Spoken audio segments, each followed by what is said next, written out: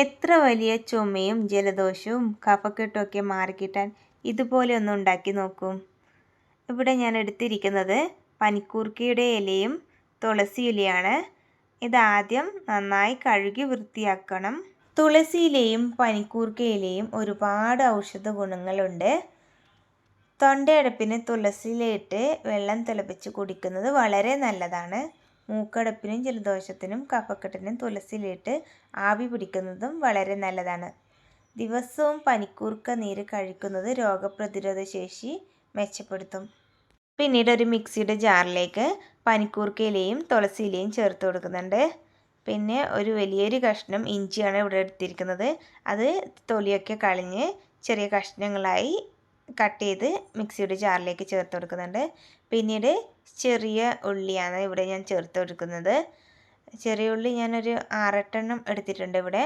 പിന്നെ കുറച്ച് കുരുമുളക്, കുറച്ച് ജീരകം, ചെറിയ ജീരകമാണ് ഞാനിവിടെ എടുത്തിരിക്കുന്നത്. പിന്നെ കുറച്ച് വെള്ളം ചേർത്തിട്ട് നന്നായി അരച്ചെടുക്കുന്നുണ്ട്.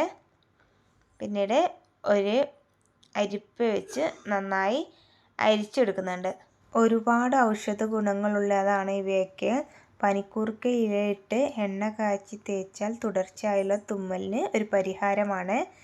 പനിക്കൂർക്ക ഇലയുടെ നീര് കൽക്കണ്ടവും തേനും ചേർത്ത് കഴിച്ചാൽ കുട്ടികളുടെ ചുമയും മാറിക്കിട്ടും. ഇതുപോലെ ഉണ്ടാക്കി കൊടുത്താലും വളരെ നല്ലതാണ്.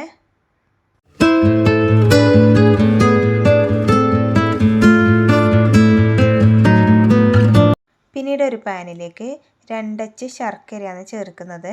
അതിലേക്ക് കുറച്ച് വെള്ളം ചേർത്തിട്ട് ശർക്കര പാനിയാക്കി എടുക്കുകയാണ് ചെയ്യുന്നത്. ഒരുപാട് വെള്ളമൊന്നും ചേർക്കണ്ട.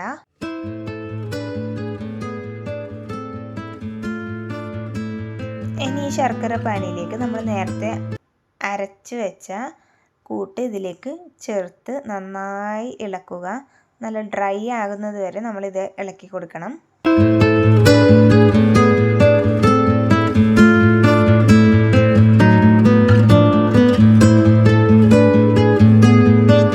ഈ ഒരു പരുവമാകുമ്പോൾ നമ്മൾ ഗ്യാസ് ഓഫ് ചെയ്ത് പിന്നീട് ഒരു പ്ലേറ്റിലേക്ക് മാറ്റിയെടുക്കാം. പിന്നീട് ഒരു ഇളം ചൂടോട് കൂടി തന്നെ നമുക്ക് ഇഷ്ടമുള്ള ഷേപ്പിലേക്ക് ഇതാക്കിയെടുക്കാം.